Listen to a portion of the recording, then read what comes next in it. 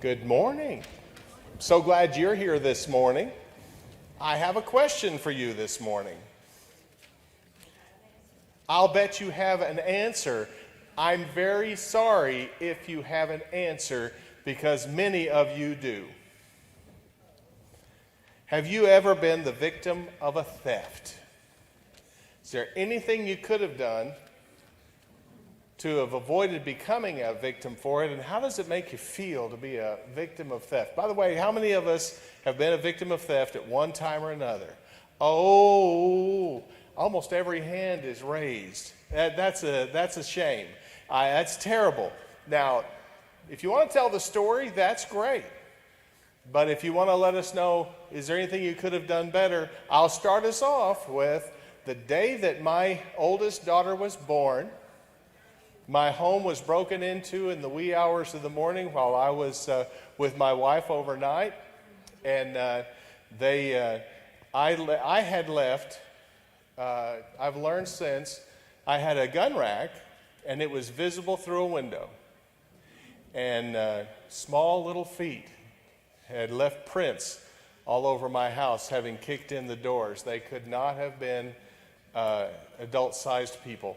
It had small footprint on the door, having kicked in a pretty flimsy back door, and tracked all over the house, and the fingerprints the police pulled were all very small. And how about you? We were mugged, Jim and I were mugged on the beach in Brazil. Yes, mugged on the... What could you have done to avoid being a victim? We had been warned, and we saw the tourist police going right on the way where I wanted to go, and I thought, oh, it's safe. And we went over there, and 3 people playing ball came to us and said 3 against 2.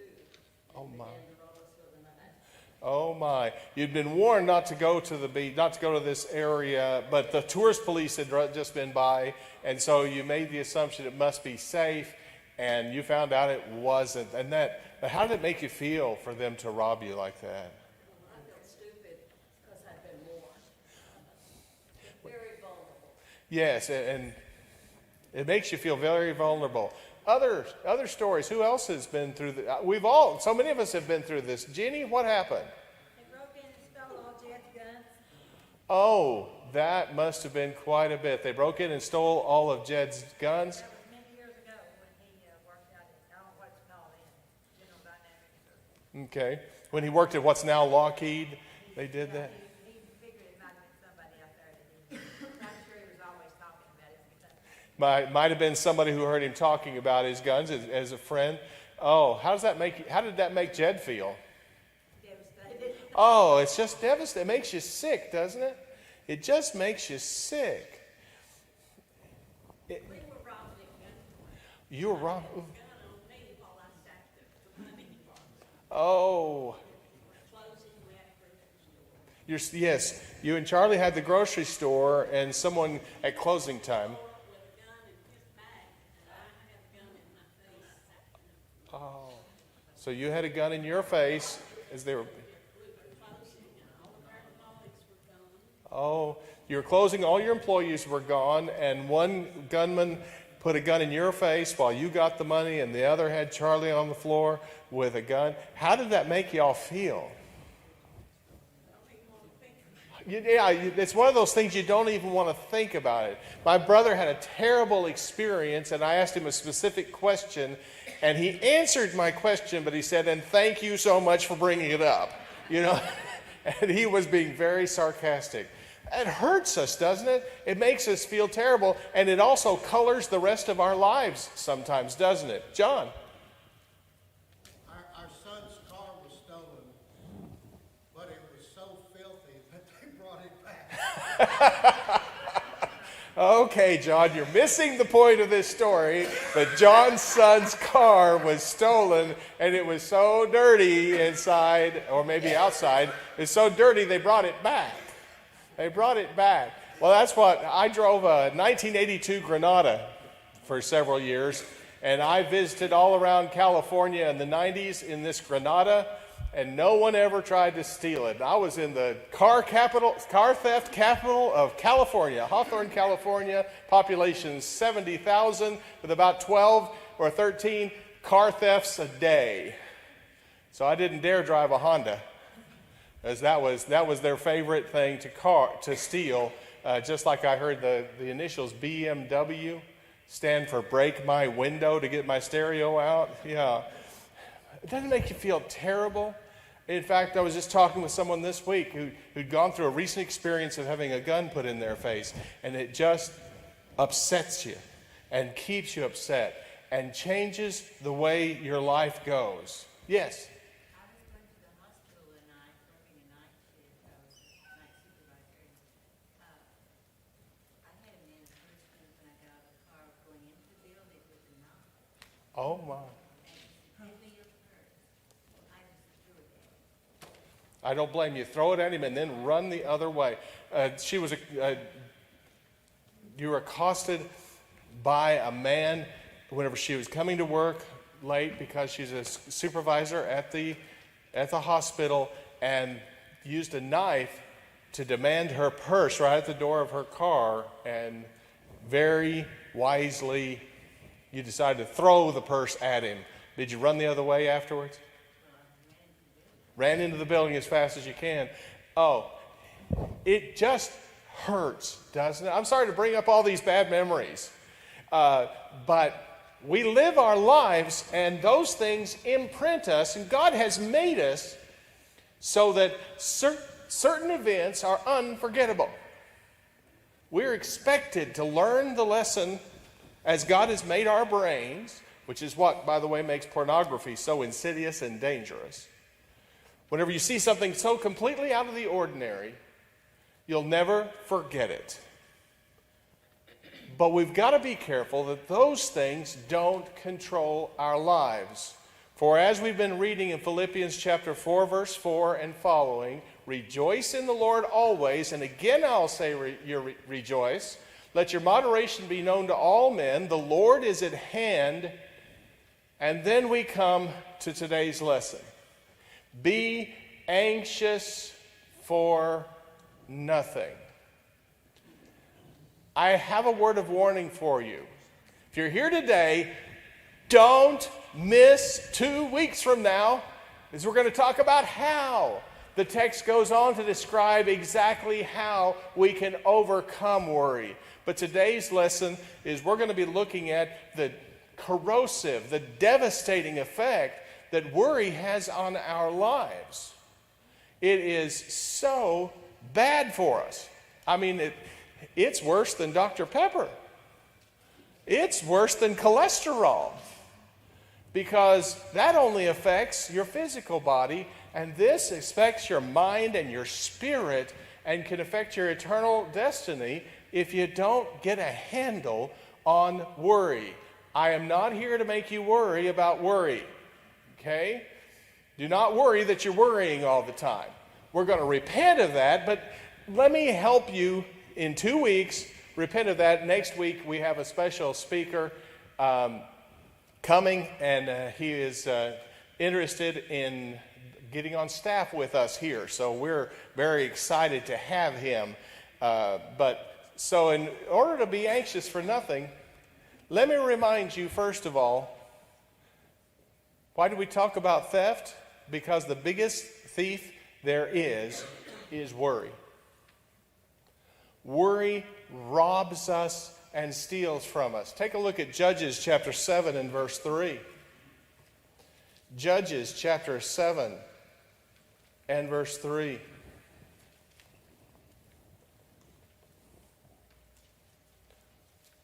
Worry made Zerubbabel, or Gideon, it made him so anxious, he was so concerned and so fearful that, well, it took several signs from God for him to be willing to be God's leader and execute his plan. And in fact, after he gathers this army, it's going to take another dream, a vision of a barley cake rolling down the hill and flattening the tents of the Midianites. But how did he first start? By winnowing out the 30,000 people who came to him. If anybody, if you're afraid, go home. And out of 30,000, how many? 22,000 returned. I didn't run the percentages. That's over 67. That's about 70% or more. Most of us are worried. Most of us are worried. And that worry robbed them of a chance to be a part of God's victory. Now, those 22,000, they may get in on the battle eventually. But they're not going to be a part of Gideon's 300 because they were warriors. Do you think about Saul ever as being a positive character? Saul, the apostle, who later we know as Paul, that was a name of honor among the Jews. He was given that name because they probably, I was wondering if that's a big baby. I wonder if some large children were named Saul because he was head and shoulders above all the other people whenever they were called together. But Saul began well. He prophesied at first. He was a man of good character for a while. And yet, worry had a lot to do with his downfall. Take a look at 1 Samuel chapter 13. Samuel has offended the Philistines. War is imminent. And he is in his first year of his reign, or he has perhaps completed his first year. That's a little bit difficult to understand. In the Hebrew is a little bit ambiguous there. But he'd reigned 1 year, and when he'd reigned 2 years over Israel, he goes to war. And he is waiting, in verse 8, 7 days for Samuel according to an appointment. When he'd waited 7 days according to the time set by Samuel, but Samuel did not come to Gilgal, and the people were scattered from him. So Saul said, "Bring a burnt offering and peace offerings here to me." And he offered the burnt offering. And it happened as soon as he had finished presenting the burnt offering that Samuel came. And Saul went out to meet him that he might greet him. And Samuel said, "What have you done?" Saul said, "When I saw that the people were scattered from me, that you did not come within the days appointed, and that the Philistines gathered together at Michmash, then I said, the Philistines will now come down on me at Gilgal, and I have not made supplication to the Lord. Therefore, I felt compelled and offered a burnt offering." Samuel said to Saul, "You've done foolishly. You have not kept the commandment of the Lord your God, which he commanded you.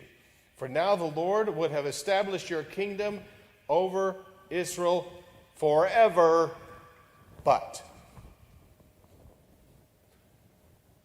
I said within myself, the Philistines are gathered. They're going to come down on us. They're going to defeat us.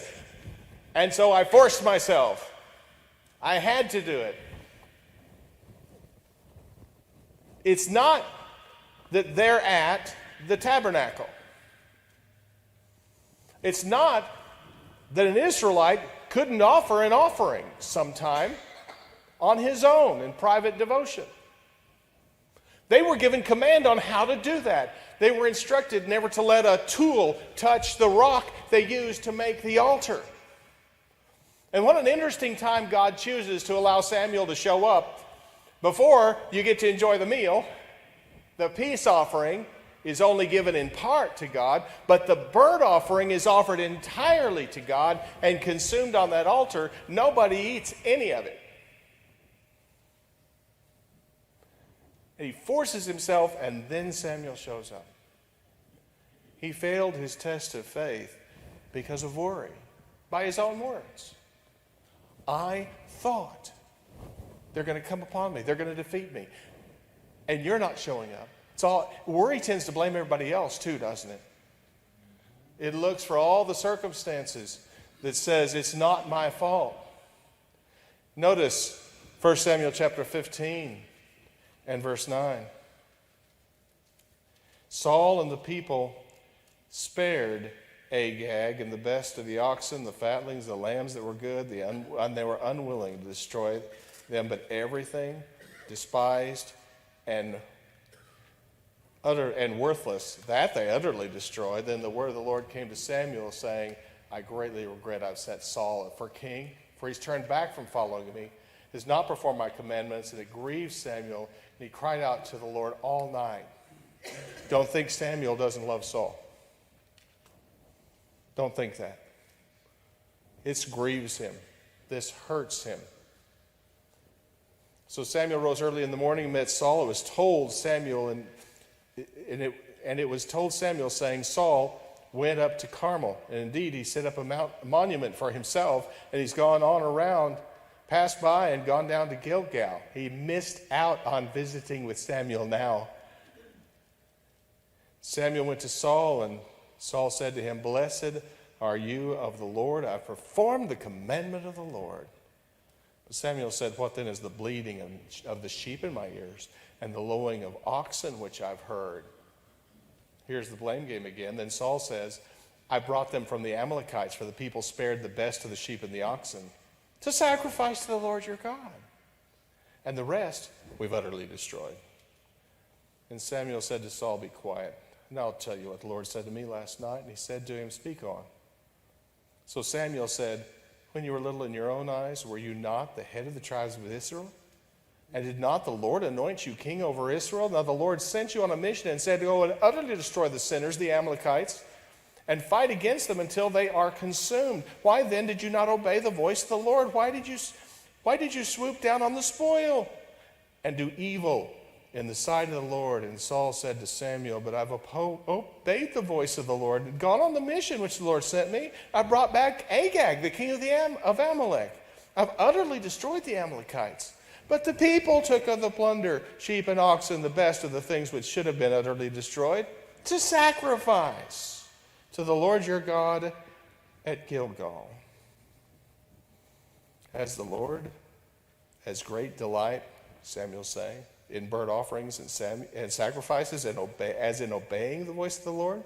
Behold, to obey is better than to sacrifice, and to heed than the fat of rams.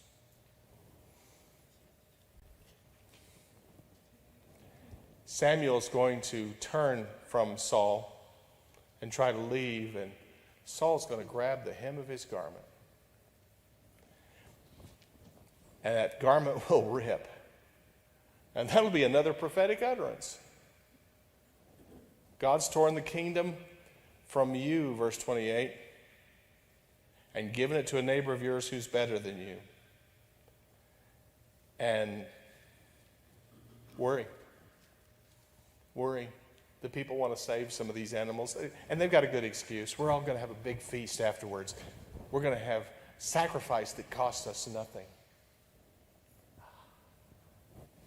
Do you see how David's better than Saul? He would not offer to the Lord that which cost him nothing when he bought the threshing floor.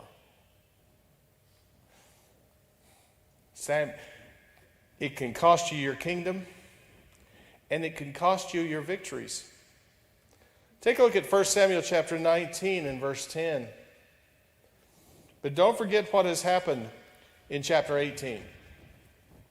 In chapter 18, Elijah has the contest on Mount Carmel between him and 450 prophets of Baal and 400 prophets of the Asherah. So he's got 850 to 1 And God calls down fire he prays, and God brings down fire from heaven that takes up not only the animals in the sacrifice, the wood, but also the stones and the very dirt. No matter how much water you pour on it, God can take care of it. And all the people go with him and kill every one of those prophets down by the brook. He prays, and it rains. It comes pouring forth rain. That's the example we have of a man whose prayer is effectual. The effectual, fervent prayer of a righteous man avails much, and it's working, according to James chapter 5. And then the example of Elijah praying and it not raining for 3.5 years, and then Elijah prays and it pours forth rain. But here, in the middle of this victory, Jezebel has said, I'm going to make your life like one of those prophets' lives that you killed. I'm going to make your life like theirs. And he runs, and we find him in 1 Kings chapter 19, verse 10, this victorious prophet of God saying, even I alone am left, and they seek my life. He wasn't right. Worry's not accurate. It's not accurate. But he could imagine the worst possibilities, and he gave in to that imagination. Have I told you about the painting that I've seen in the Los Angeles County Museum of Art? I was sent there by El Camino College in one of these general courses you've got to get your degree. And I was sent there and noticed a lot of biblical art there. And there is a painting of Elijah in the wilderness. And that wilderness is very much wilderness. There's not a live plant to be seen. There's a couple of sticks hanging up there that all the leaves have fallen off of. And the sky is completely overcast. Things are very, very dark. And Elijah is prostrate on the ground. But everywhere around, the sky is reflected on the ground, because he's praying between the puddles. Worry is praying between the puddles. Worrying is letting God know, I don't think you've done enough for me. What did Paul have to finally accept from God about the thorn in the flesh? My grace is sufficient for thee. You can ask 3 times. Ask as many times as you need to. Jesus prayed 3 times in the garden with the same words. God's not going to get upset with you. But don't forget, a lot of times we're praying between the puddles of God's blessings that he's brought on us. We're losing out on victory because all we see is the possibility of further defeat. Thief, it's a thief. It stole. Take a look at Numbers chapter 13 and 14. In Numbers chapter 13, beginning in verse 28, God's word says, nevertheless, the people who dwell in the land are strong. The cities are fortified and very large. Moreover, we saw the descendants of Anak there. The Amalekites dwell in the south of the land. The Hittites, the Jebusites, and the Amorites dwell in the mountains. And the Canaanites dwell by the sea and along the banks of the Jordan. This is the report of the spies who couldn't see the possibility of victory. After hearing that report and ignoring Joshua and Caleb's exhortation that yes, all those things are true, but we can take it with God's help, we read the whole congregation got worried. Chapter 14, beginning verse 1. So all the congregation lifted up their voices and cried. The people wept that night, and all the children of Israel complained against Moses and Aaron, and the whole congregation said to them, if only we died in the land of Egypt, or if we had died in this wilderness. Why has the Lord brought us to this land to fall by the sword, that our wives and children should become victims? Would it not have been better for us to return to Egypt? So they said to one another, let us select a leader and return to Egypt. They didn't have a leader, huh? They're in rebellion to God. Verse 10. And all the congregation said to stone them, Joshua the son of Nun, and Caleb, and Moses, and Aaron, that's the them, with stones. Now the glory of the Lord appeared in the tabernacle of meeting before all the children of Israel. And you know what happens. They're going to wander in the wilderness for 40 years till all of the adults, except Joshua and Caleb, anybody over 20 years of age, is not going to survive the wilderness wanderings. And in fact, worry has meant the moment has passed, because now it's no longer God's will for them to enter the land immediately and conquer it. God's against them, and they'll be defeated whenever they try to obey God too late. Worry can take away your promised land and keep you and delay the opportunity for you to ever get there sometimes, and maybe even make it difficult for your children. Look at Genesis chapter 12. Genesis chapter 12.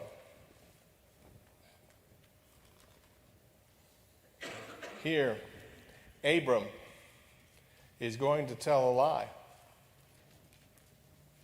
Now there was a famine in the land, and Abram went down to Egypt to dwell there, for the famine was severe in the land. And it came to pass, when he was close to entering Egypt, that he said to his wife, to Sarah his wife, here's the worry, indeed, I know that you're a woman of beautiful countenance. Therefore it will happen, when the Egyptians see you, that they will say, this is his wife, and they'll kill me.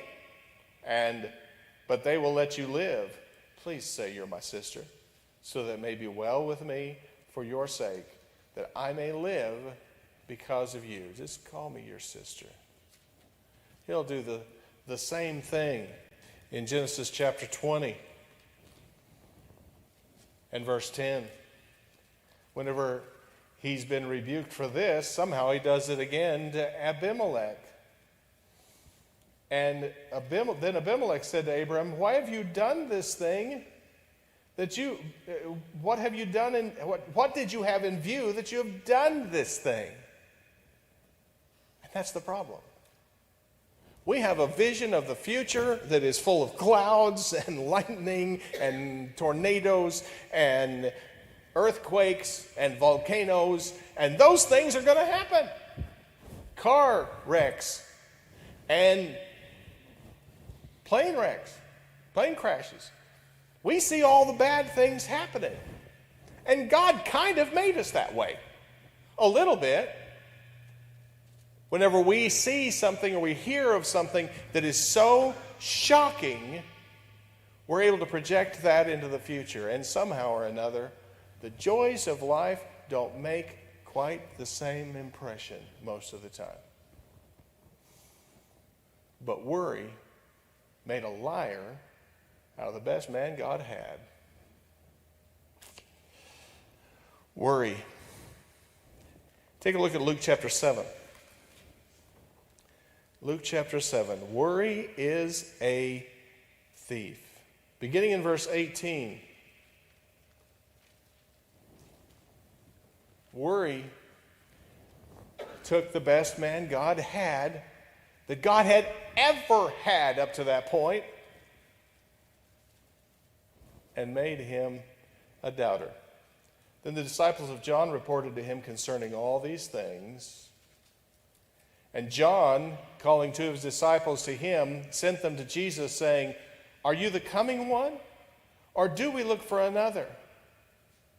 When the men had come to him, they said, John the Baptist has sent us to you, saying, are you the coming one, or do we look for another? At that very hour he cured many of the infirmities, afflictions, and evil spirits, and to many blind he gave sight.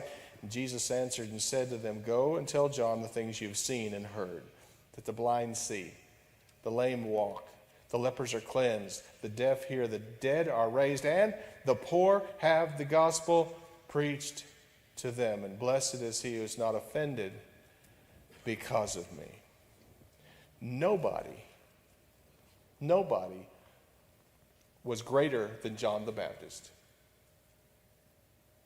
Of course, the least in the kingdom will be greater than John the Baptist, but until that time, nobody was greater How did Andrew and Philip start following Jesus? John had said, "Behold the Lamb of God who takes away the sin of the world."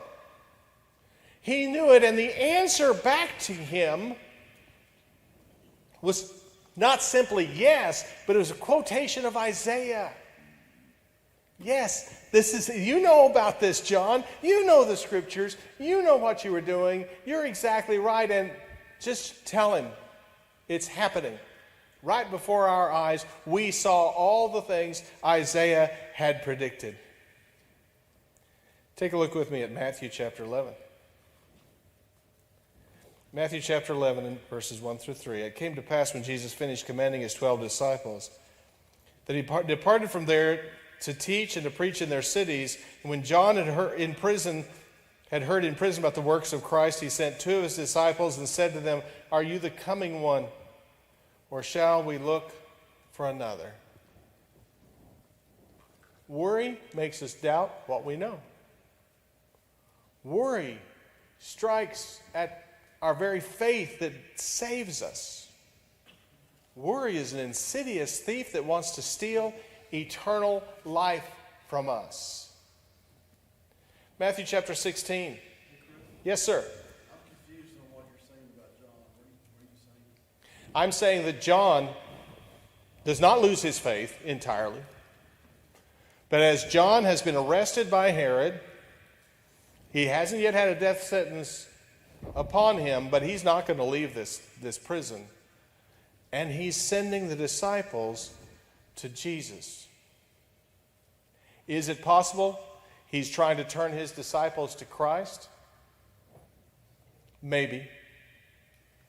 But it's very possible the human side of John is coming out here too. And Jesus gives the answer to his disciples that they need to hear as well. Perhaps this is John and Jesus going back and forth and letting the disciples know, whenever you lose John, the Messiah's here. You've got to go over to him. But it's also possible that he's having a low moment in his life. This is not a moment in which he's apostatizing. Elijah had a low moment or two. I think there's been a lot of people who've had those low moments. In fact, Moses' low moment cost him the promised land as well, didn't it? When he decided to strike the rock. So, somewhat open to interpretation. But the best of us worry too much. And worry hurts us. Worry hurts us. Pardon me? Right now we're going to go to Matthew chapter 16, verses 5 through 12. Now, when his disciples had gone on to the other side of the Sea of Galilee, they had forgotten to take bread. Then Jesus said to him, "Take heed there and beware of the leaven of the Pharisees and the Sadducees." And they reasoned among themselves, "It's because we have taken no bread." But Jesus, being aware of it, said to them, "O ye of little faith, why do you reason among yourselves because you've brought no bread? Do you not yet understand or remember the 5 loaves of the 5,000 and how many baskets you took up, nor the 7 loaves of the 4,000, how many large baskets you took up? How is it you do not understand that I did not speak to you concerning bread, but to beware of the leaven of the Pharisees and Sadducees?" Then they understood that he did not tell them to beware of the leaven of bread, but of the doctrine of the Pharisees and Sadducees. Worry about our own mistakes. Worry about our own failures that don't matter a whit. It didn't make any difference that they had no bread. They had the bread of life with them. They have the one that can make and multiply everything. But it cost them. Take a look at Luke chapter 15, verse 31. I'll put it up on the screen here. Luke chapter 15, verse 31. Why is the elder brother the elder brother? You know all the things going on with the elder brother. If you contrast the father with the elder brother in the story of the prodigal son, the father is able to see his son coming afar off. The brother's working out in the fields. They have different vision. They're looking for different things. And whenever the party is going on, the dancing, the celebration, the killing of the fatted calf, all that is happening and everyone is rejoicing with the father. The elder brother calls to him a servant and says, what is happening? And he gives him the glad news, and the brother will not go in. But the father nails the elder brother. He lets him know, he strikes right to the heart of what's bothering that boy. And he tells him, all that I have is yours. The elder brother, it seems to me, and this is me, but the statement is very clear. Every translation will say it. The father tells the elder brother, all that I have is yours. This does not change the past. Your brothers here, we're celebrating, we have to, and you've got nothing to worry about. I'm a faithful father. I divided him his part. He has his part. And now everything's going to you, son. Everything I own is yours. Why are we worried about others getting our attention? Why are we worried when someone comes to Christ that they're going to sit in our pew? Or they haven't had a bath recently enough? Or maybe they're going to drop a couple of expletives every now and then until they learn better. They might even come to church drunk one of these days. We can't worry that they're going to displace us. They're not. There's plenty of room for workers of all kinds in God's kingdom. And I'm praying we reach out. But the attitude of the elder brother is because I'm worried about my inheritance. There's nothing to worry about in that inheritance. Oh, there's so much more we can go on to. Let's try Matthew chapter 25 and verse 25 as well. And we'll close with just a few illustrations. I'll put it up on the screen here. Matthew 25 and verse 25. Why is the one-talent man just a one-talent man? He's a worrier. I was afraid, and I went and hid your talents in the ground. Worry. He could have at least put it to the money changers. Now, the money changers were not an FDIC-insured institution. They were fairly safe, but they weren't completely safe. That's why they had all these in temples all the time, because people weren't really supposed to be robbing temples. But worry turns us all into one-talent men. Yes, John? One-talent man ended up being the no-talent man. He ends up being the no-talent man. That's right. And the 10-talent man ended up being the 11-talent man. Or the 5-talent man ended up being the 11-talent man. Exactly. Yeah, give it to the one who has the most already. And that's the way it works. That's the way it works.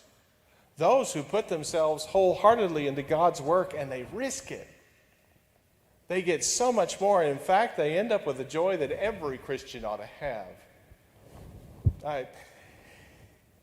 So many things we could worry about. So many things I'd love to say. Jesus told us in Matthew chapter 6, each day has enough trouble of its own. Amen? We've got to have the right focus. The eye. You got to be sure you're looking at the right thing. No man can serve two masters. You got to serve one or the other. In fact, we might just take Matthew chapter 6 for just a moment. and remind us in verses 19 through 21, Jesus is saying, don't lay up for yourself treasures on earth. Verse 22 through 23, the eye of the body. What is your eye? What are you focused on? Worry is focusing on something else, anything else. Verse 25, worry is misplaced priorities. Worry is whenever we're not doing our job. Do not worry about your life, what you'll eat and drink, what's your body, what you'll put on. Is not life more than clothing, and the body, life more than food, and the body more than clothing? It's misplaced. We're worried about the food and the clothing. We're not worried about the body and the life. It discounts your worth. If God's going to take care of the birds of the air and the lilies of the field, don't you think He's going to take care of you? Aren't you worth a lot more than they? Verse 27. Can you get taller? It is accomplishing nothing. It's a whole lot of work that gets you nowhere. In fact, it says, I'm not worth kindling. I'm not worth the grass that you use to start the fire. And Jesus is saying, that's not your job. These are all things that the Gentiles seek. Each day has enough trouble of its own. So many more things we could talk about, and perhaps we shall. But let me remind you about a few things you probably don't need to ever say.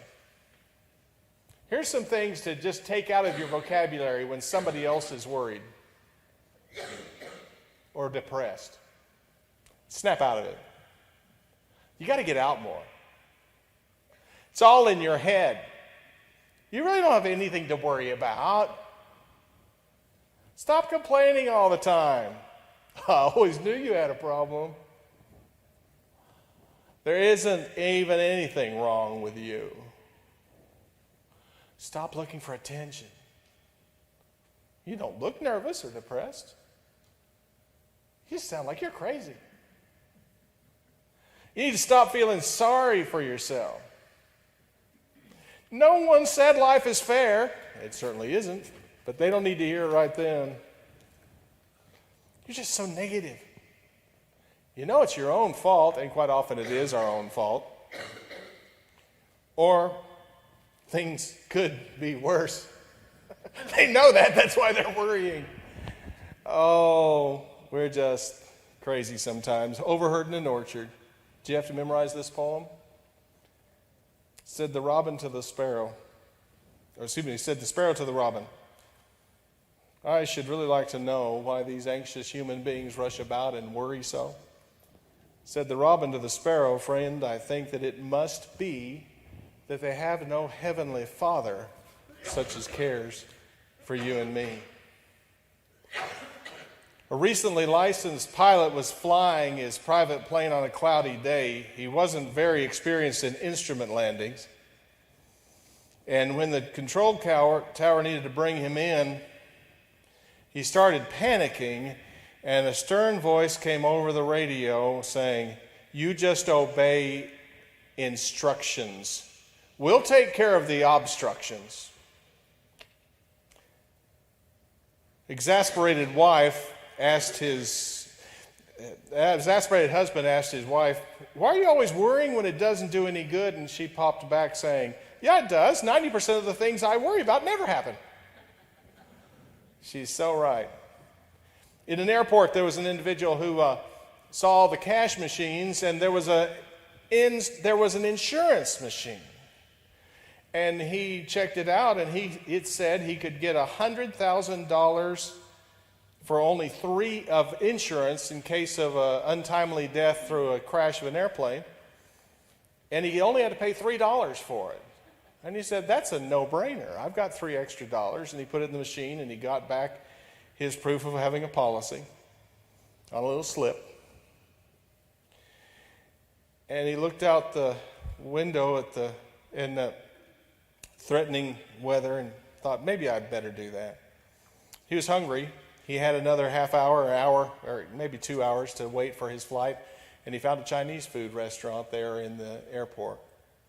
And he enjoyed his meal immensely until he got to his fortune cookie, which read, "Your recent investment will pay huge dividends." Worry just eats us alive. One individual is being eaten alive by worry was named James Cash Penny. I like Leo Biscaglia as well. Didn't have that on my notes here, but I think that's true. Worry never robs tomorrow of its sorrow, it just saps today of its joy. But James Cash Penny had been in retail most all of his life, but he hadn't been particularly successful. He'd usually been working for somebody else all the time. And he was so worried, so anxious, that he came down with shingles as a young man. It was a very severe case, and his doctor put him in the hospital to recover. And they gave him a sedative one night. He was so anxious, and he slept for less than an hour and woke up so worried and so upset that he actually wrote out letters to everyone he loved, expecting never to see them again, giving them final instructions.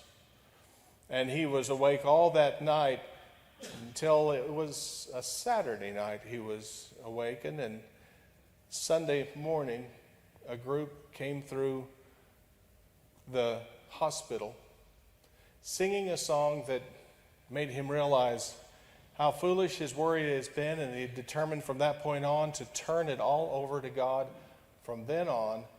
And afterward, he would start his Golden Rule store, and he would invest in his trusted workers. And through his trust, he was able to build a huge chain that now seems to be in its decline, but became one of the world's largest retailers.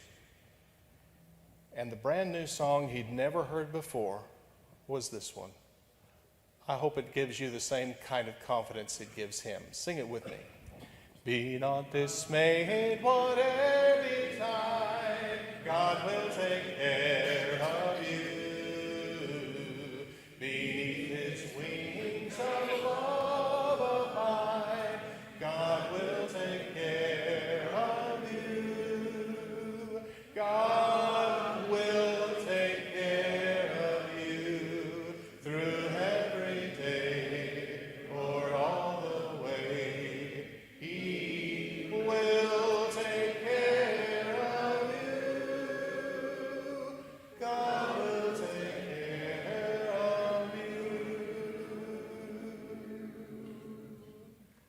Next time, we'll talk about overcoming worry God's way. Thank you for being with us this morning.